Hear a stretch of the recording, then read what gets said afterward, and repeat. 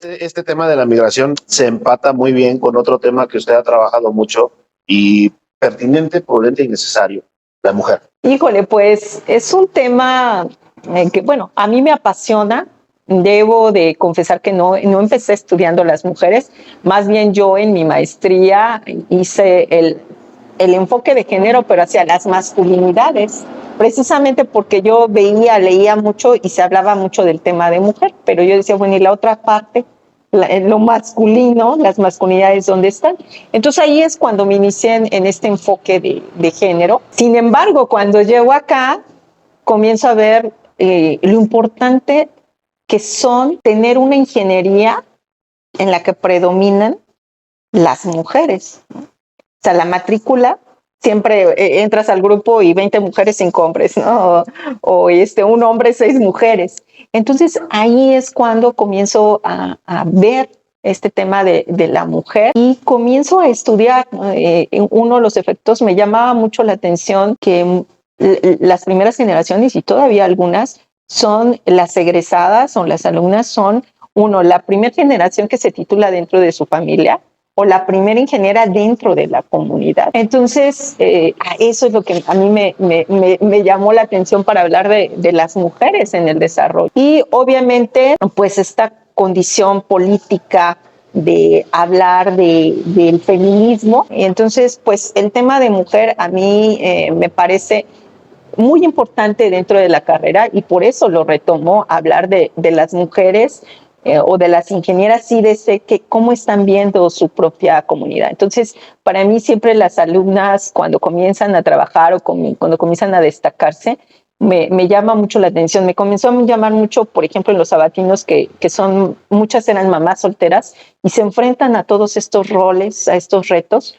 Otras que son, digamos, que tienen que negociar con su familia, con sus esposos o hasta con ellas mismas el papel de ser ingenieras o venir a estudiar. Entonces yo sí soy muy cuidadosa en decir si son mujeres empoderadas o no, pero el tema de mujer está muy latente tanto en la carrera o como fuera de la carrera, porque estamos hablando de comunidades indígenas o comunidades donde el papel de la mujer era netamente privado. Y entonces cuando se vuelve público, ¿qué haces en la vida pública?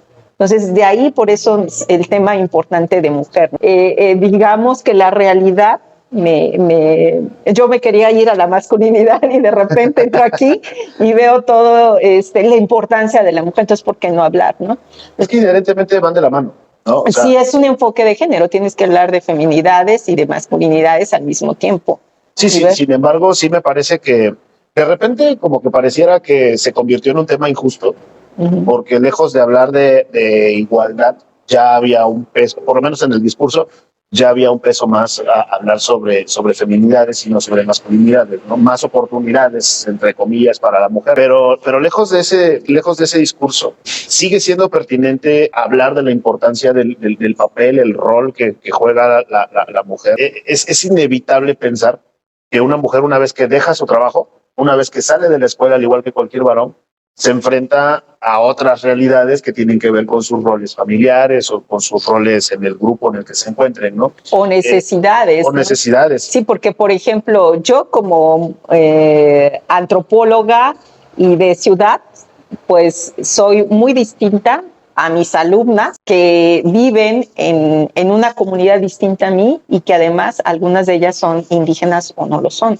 Entonces, cada mujer es distinta y va a tener nuevas necesidades, nuevos problemas. Por eso es importante hablar de mujeres en plural, de feminidades en plural, porque no hay una sola mujer, no hay un solo empoderamiento, van a ser muy distintos. Claro, y también obedece a factores culturales, a factores sociales, a factores etarios, ¿no? A factores incluso de oportunidades, de limitantes que la misma mujer se ha enfrentado partiendo de ya sea del nivel socioeconómico o ya sea partiendo del número o de la posición que te tocó en el rol de la familia.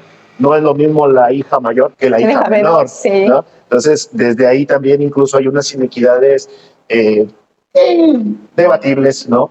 Debatibles, pero al final no dejan de ser importantes porque el hombre, creo yo, ya tiene su privilegio en el sentido de terminar clases, llegar a casa y ya, ¿no? En muchos núcleos familiares. Pero la mujer no, la mujer termina el mismo rol que el varón, pero llega a desarrollar otro rol, ¿no?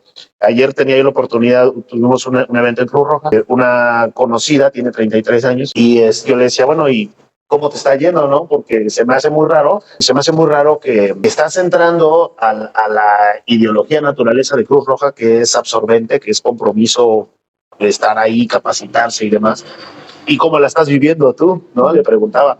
Y me decía, la verdad es que sí me está costando mucho trabajo, porque ya empecé a discutir con mi marido, no discutir de pelear, sino discutir el rol, ¿no? De, oye, pues sí, pero ¿qué onda en la casa, no? Pues es que ya te fuiste tantos días y ya hiciste esto, ya hiciste lo otro, y aquí, ¿qué onda, no? Y me comentaba ella, dice, es que un día yo le dije a él, que no se te olvide que yo entré a Cruz Roja porque tú me lo propusiste, porque tú me dijiste que querías que yo creciera, que me ocupara, y ahorita pareciera que ya no estamos de acuerdo, ¿no?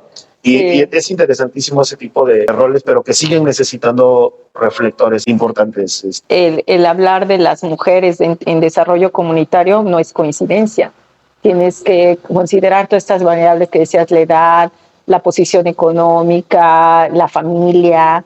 Y pues yo creo que el tema de mujeres da para mucho, y en desarrollo comunitario todavía hace falta voltear a ver nosotros como docentes a nuestras propias alumnas. Yo tengo muchas historias de mis alumnas que tienen que negociar incluso ir a clases de sabatino. Me acuerdo que a mí me impresionó cuando en los primeros semestres que entré aquí, allá por del 2012 en Songolica, que la carrera estaba en la tarde y de repente ya no llegaban alumnas o no hacían cosas y tareas, actividades, y les preguntabas que por qué no, y decían que porque sus papás no las dejaban asistir a la escuela en la tarde. Entonces ahí es cuando yo así como que choqué con la realidad en que yo vivía, o que yo creía desde mis privilegios, de que pues yo nunca negocié con mi familia ir a la escuela, era algo que se tenía que dar. Pero acá me comencé a topar con eso, que las alumnas tenían que pedir permiso, tenían que negociar con sus